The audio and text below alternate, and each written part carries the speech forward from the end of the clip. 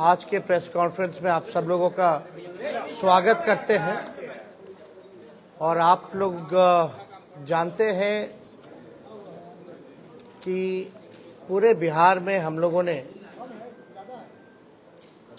यात्रा किया, जन विश्वास यात्रा, और हर जगह जो है लोगों का हुजूम, जगह जगह भर रास्ते, चाहे दिन हो, रात हो, सुबह हो, शाम हो, लोगों का आशीर्वाद, प्यार और विश्वास और ताकत लोगों ने दिया। इसके लिए हम सभी बिहार की जनता को धन्यवाद देते हैं आप लोगों के माध्यम से। और मात्र 10 दिनों के अंदर, यानी आप समझिए कि पिछले माह के 22 तारीख को ही हम लोगों ने ये तय किया था कि रैली हम लोग करेंगे, और 3 तारीख को रैली की गई। यानी केवल 10 दिनों के अंदर जन विश्वास महारैली हम लोगों ने किया। और रैली के दिन खराब मौसम के बावजूद भी लाखों लाख के तादाद में लोग जुटे। एक ऐतिहासिक और एक सफल रैली का आयोजन किया गया। और आने वाले 2024 के चुनाव को देखते हुए बिहार की धरती ने एक ऐतिहासिक रैली के माध्यम से पूरे देश में संदेश दिया कि हमारा जो गठबंधन है, महागठबंधन, इंडिया गठबंधन, ये मजबूत है और आने वाले समय में बिहार से हम सब लोग चौंकाने वाला रिजल्ट देंगे। लोगों का जिस हिसाब से उत्साह था, एक एनर्जी थी, एक वाइब्रेंट रैली आप कह सकते हैं था। बारिश हो रहा था लेकिन सुबह से लोग डटे हुए थे। शाम में 4 बजे रैली खत्म हुई। कोई जो है मैदान से हिला नहीं। जितना मैदान में लोग थे उससे ज्यादा सड़क पे लोग थे। तो एक ऐतिहासिक रैली हुआ। उन तमाम जनता को हम धन्यवाद देते हैं, सभी महागठबंधन के पार्टियों को, उनके नेताओं को, कार्यकर्ताओं को भी हम धन्यवाद देना चाहते हैं इस सफलता के लिए। और आने वाला जो चुनाव होगा, साफ तौर पे जो हम लोगों ने लकीर खींची है, हम लोगों ने जिस हिसाब से 5 लाख नौकरियां, बहालियां निकाली है, नियुक्ति पत्र लाखों में बांटने का काम किया मात्र 17 महीनों में, आरक्षण की सीमा बढ़ाई गई, नियोजित शिक्षकों को राजकीय कर्मी का दर्जा देने का निर्णय हम लोगों ने कैबिनेट से लिया है। स्वयं सहायता समूह, चाहे जीविका दीदी हो, आंगनबाड़ी महिला हो, तालमी मरकज हो, विकास मित्र हो, टोला सेवक हो, आशा दीदी हो, ममता दी हो, सभी लोगों के मानदेय को बढ़ाने का निर्णय इन 17 महीनों में हम लोगों ने किया। इसके साथ साथ स्पोर्ट्स पॉलिसी के साथ साथ, आईटी पॉलिसी के साथ साथ टूरिज्म पॉलिसी भी इस 17 महीने में हम लोगों ने लाया। जो खिलाड़ी स्पोर्ट्स पॉलिसी के तहत हम लोगों का था कि भाई जो खिलाड़ी मेडल लाएंगे, बिहार का, देश का नाम रोशन करेंगे, उनको भी हम लोगों ने नौकरियां दी। और हाईएस्ट लेवल है उस नियमावली में डीएसपी के लेवल तक का नौकरी जो है लोगों को मिलेगा, जैसा वो मेडल लाएंगे। तो खेल के साथ साथ जो पढ़ने वाले लोग हैं, हम लोगों ने नौकरियां देने का काम किया। हम लोगों ने 17 महीने में लोगों के हाथ में कलम दिया। और वहीं बीजेपी के लोग केवल नफरत बांटने का काम कर रहे हैं, तलवार बांटने का काम कर रहे हैं। अभी भी बड़ा सवाल उठता है कि भाई कैबिनेट का विस्तार क्यों नहीं हो रहा, आखिर क्या वजह है।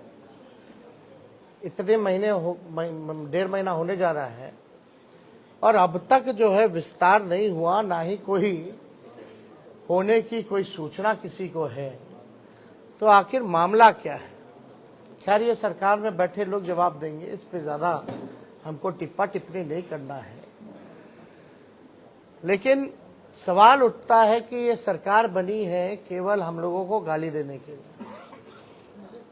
कोई भी एक निर्णय जो है ये सरकार ले नहीं पा रही। जिस हिसाब से हम लोगों ने 17 महीने में निर्णय लिया, ऐतिहासिक निर्णय लिया, जाति आधारित गणना कराया, आरक्षण के सीमाएं जिस हिसाब से बढ़ाई, नौकरियों की बात करते थे, देर रात बजे जाकर के अस्पताल में हम लोग छापा मारते थे, तो कहीं भी जो मौजूदा सरकार में लोग जो बैठे हैं उनका इंटरेस्ट जो है केवल लालू जी और उनके परिवार को गाली देने में ही है।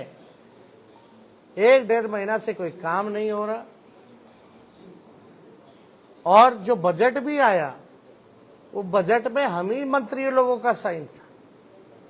जो केवल भाजपा के वित्त मंत्री जो हैं वो पढ़े हैं, वो हम ही लोगों का काम का गुणगान जो है वो लोग कर रहे थे। ये बजट में देखे तो कैबिनेट में सबसे ज्यादा मंत्री राष्ट्रीय जनता दल के कोटे के थे, कांग्रेस के थे, तो हम ही मंत्रियों का साइन जो हम ही लोगों ने भेजा। खैर ये बातें अलग हैं, लेकिन हम लोग पूरी मजबूती के साथ आने वाले चुनाव में हम लोग लड़ेंगे और बिहार से हम लोग चौंकाने वाला रिजल्ट हम लोग देंगे। तो इसीलिए आप सब लोगों को हम आज बुलाएं ताकि आपके माध्यम से हम लोग बिहार की जनता को धन्यवाद दें। चाहे कोई वर्ग के हो, कोई जाति के हो, कोई धर्म के हो, सभी लोगों का पार्टिसिपेशन इस रैली में रहा।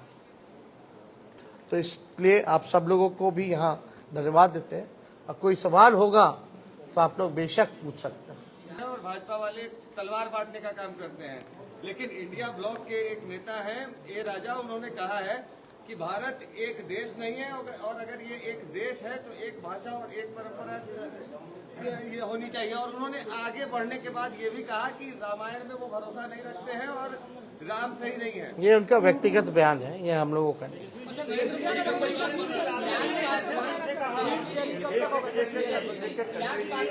हमारा सीट शेयरिंग एनडीए से पहले हो जाएगा, अंतिम चरण में चिंता नहीं है।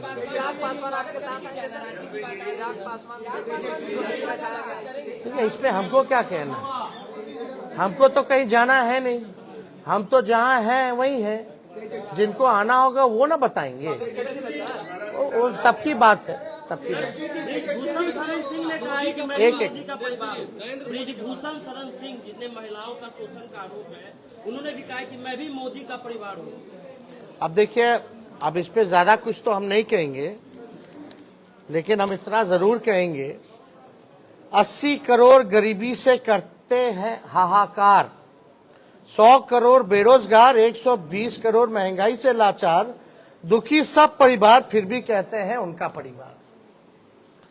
दोबारा हम पढ़ देते हैं, 80 करोड़ गरीबी से करते हाहाकार, 100 करोड़ बेरोजगार, 120 करोड़ महंगाई से लाचार, दुखी सब परिवार फिर भी कहते हैं उनका परिवार। मतलब मुद्दे की बात होनी चाहिए।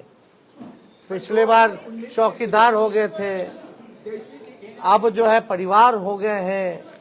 ये इससे नहीं, आपको बताना होगा कि आपने कितने रोजगार दिए, आपने कितने कारखाने दिए, आपने महंगाई कम किया कि नहीं किया, आपने पलायन रोका कि नहीं रोका, आपने क्या इंडस्ट्री निवेश बिहार के लिए क्या लाया। आपको इस मुद्दों पर जो है कितनी गरीबी आपने हटाने का काम किया, आपको इन मुद्दों पर जो है लोगों को बात करनी चाहिए।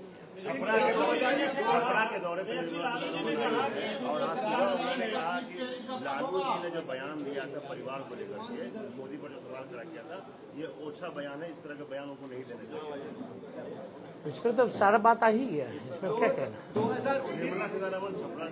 कुछ इससे कोई फर्क नहीं पड़ता हूँ क्या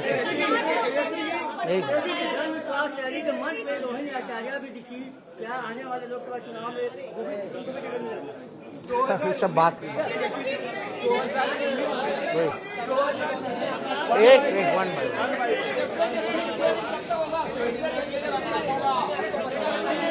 एक कोई समझ में नहीं आ रहा कौन क्या बोल रहा। हम तो बोले भाई बातचीत चल रही है, एनडीए से पहले हम लोगों का हो जाएगा, लेकिन आप देखिएगा जो लिस्ट भाजपा का निकला, बिहार का तो किसी का नहीं निकला। तेजस्वी जी कल सुप्रीम कोर्ट कहाँ बीजेपी में बिहार में एक को टिकट बांटा, जरा नामों बताइएगा। सुप्रीम कोर्ट ने एक फैसला दिया है। उन्होंने एक बयान दिया जिसमें आपको कहा है बच्चे हैं तेजस्वी यादव।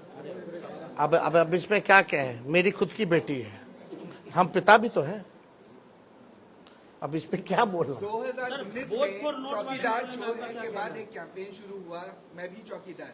अब लालू जी के भाषण के बाद परिवारवाद पे फिर से एक कैंपेन शुरू हो गया, मैं मोदी का परिवार। क्या लगता है कि फिर से 2019 रिपीट होने वाला है? चलिए, अब आप लोग मानते तो हैं लालू जी के बात का असर पड़ता है, बट वो अब हर जगह तेलंगाना में भी आप वो कहें, वो उनका कहना है, लेकिन क्या हालात है इस देश के, जो वो कह रहे हैं उनका परिवार, क्या किसान के लोग लाठी से पिटा रहे हैं, क्या वो उनका परिवार नहीं है? अपने परिवार के साथ कोई इस तरह का काम करता है क्या? पिटवाने का, मिलने का समय नहीं है किसानों से। क्यों नहीं मिल रहे भाई? क्या किसान खाली कहने के लिए परिवार है? कथनी अकड़नी में तो अंतर है। जनसभा में लाखों की भीड़ हुई, लेकिन भाजपा कह रही है भीड़ से कुछ नहीं होगा, वोट चाहिए चुनाव के लिए। वोट आप लोगों के पास नहीं है, ये बात काहेला हम लोग सबसे बड़ा पार्टी बन के आए, प्री पोल में सबसे बड़ा अलायंस बन करके आए। वो तो बेईमानी नहीं होता, चंडीगढ़ जैसे तो सरकार बना लिए थे हम लोग तो 20 में।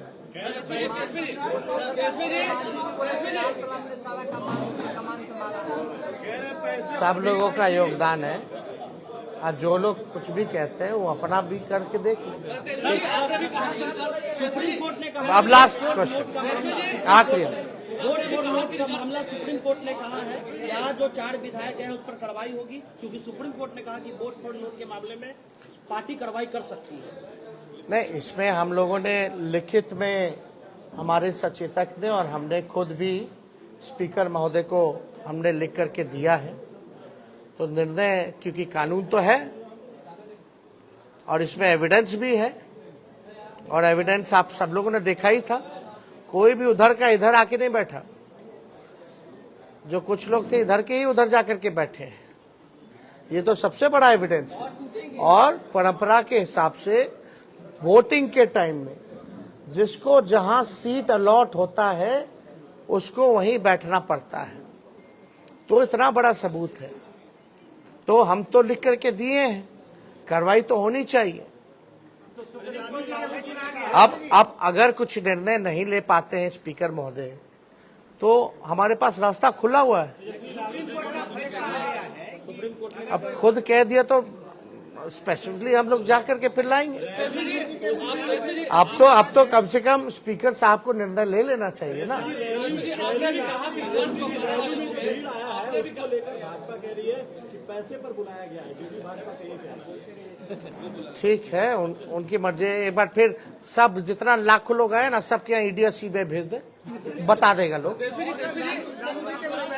जरा 10 लाख से ऊपर जो लोग आए हैं, जरा सबसे पूछताछ कर ले।